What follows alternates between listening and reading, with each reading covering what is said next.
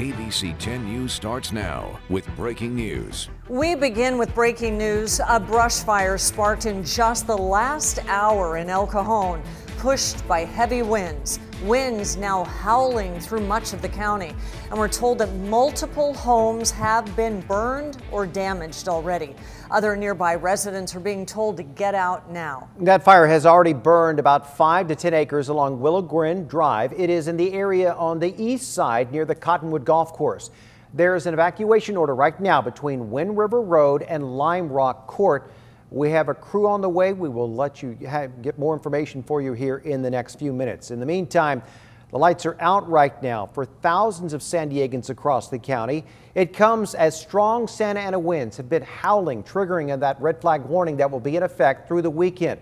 Take a live look right now at the SDG&E Power Safety Power Map. The areas that we'll bring up in a little bit in orange, they were for customers that had been warned they could lose their power. The communities are in red. They're the ones that currently have their power turned off because of those winds. Right now, we do understand more than 36,000 San Diegans are without power tonight. That number is growing exponentially. And right now we want to bring in meteorologist Angelica Campos. She is joining us now with a look at these conditions out there. Fire danger very, very high tonight, Angelica, and we're seeing it already. That's right, Kim. We talked about this earlier today, how the brush is so dry with these winds.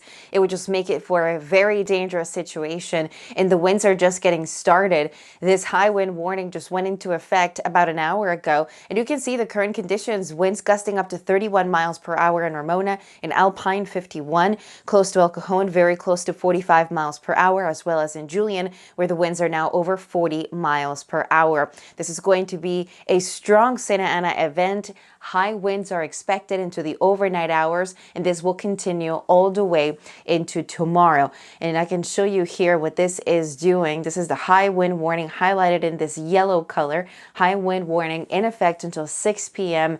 tomorrow, so already in effect, and a red flag warning also in effect because of the combination of very low relative humidity, gusty, potentially damaging winds, and just the dryness and the potential for any given fire to spread very quickly. Coming up, I'll show you what to expect hour by hour and our high wind futurecast. Angelica, thank you. Coronavirus cases and hospitalizations are rising at a dangerous rate in San Diego County. Our local health officials say that there will be an even larger surge in the coming weeks if so many people continue to ignore the social distancing and wearing mask orders. Our ABC 10 News reporter Jeff Lasky has the stark warning about what's happening at some of our biggest local hospitals.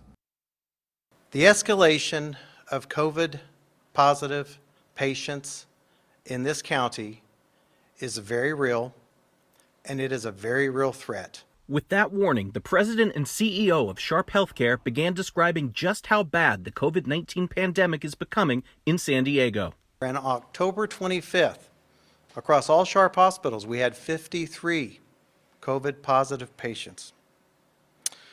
Our number as of today is slightly under 300, almost a six-fold increase in a little over a month. With cases rising dramatically, Christopher Howard says all local hospitals are being spread too thin. We have 184 adult ICU beds in action, in play today. We have 25 beds left. 25 beds left, and an even larger surge of cases is expected in 2 weeks due to Thanksgiving gatherings. Howard's top concern is the toll this pandemic is having on healthcare workers. People working every day, many with no vacations during this entire time. They're tired, they're overwhelmed. Overwhelmed, but not backing down from saving lives, and ready to face what experts say will be the worst of the pandemic. Howard is begging people to wear a mask. This is a pain to wear at times. I think we're all tired of it. You know what's more of a pain? To be a COVID patient in one of our hospitals, or to be talking to the family member of a patient who's about to expire that they can't be there with. Jeff Lasky, ABC 10 News. Here are the latest numbers. More than 1,200 new cases of COVID-19 were reported in San Diego County today. That brings the total to 84,639. There were also 16 new deaths reported today. 1,035 San Diegans have now died from the virus. San Diego is expected to get 28,000 doses of the COVID vaccine when the first shipments of Pfizer go out in the next few weeks. And today, the county unveiled its plan for who gets the vaccine first. Phase 1 starts with healthcare workers and nursing home residents and employees, followed by people with underlying medical conditions. The second phase broadens the list to include teachers, food supply workers, essential workers, inmates, correctional facility staff, and older adults. Phase 3 is all adults. Phase 4 is everyone else. Experts say it will be critical for everyone to continue wearing masks and social distance for the next few months. They warn not to let up just because the vaccine is about to start arriving. And the coronavirus surge is quickly overwhelming hospitals across our border. That could spill over into San Diego. Our media partner in Tijuana, Televisa, reports that hundreds of people are waiting hours in line every day trying to get their medical care. During previous spikes, San Diego officials have seen an uptick in people coming over to San Diego to get to the hospital. The county says people who can legally cross the border do have the right to do so for medical attention. A San Diego church that's been defying county health orders is moving some of its services online. On its website, the Awakened Church says it's moving its midweek Wednesday service to the internet this month, but its Sunday services will still be held in person. 3 of the church's locations have received cease and desist orders, and the locations in San Marcos, Chula Vista, and Kearny Mesa have had outbreaks. Supervisor Nathan Fletcher spoke about it during today's news conference.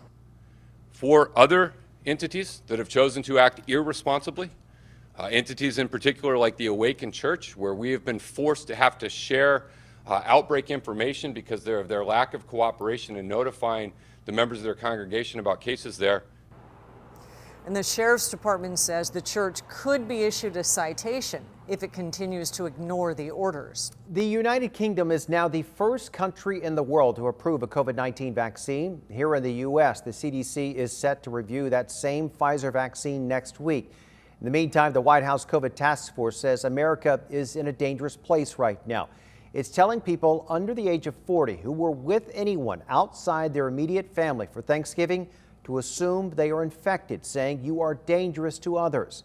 It's also advising all Americans older than 65 to avoid all indoor public spaces where people are not wearing masks. It doesn't matter where you are, who you are, or where you're doing it. It's a risky situation. Operation Warp Speed reports the first vaccine is expected to get emergency authorization by December the 15th. 6.4 million doses of Pfizer's vaccine should be available that day, and 12.5 million doses of Moderna's vaccine possibly available as soon as a week later.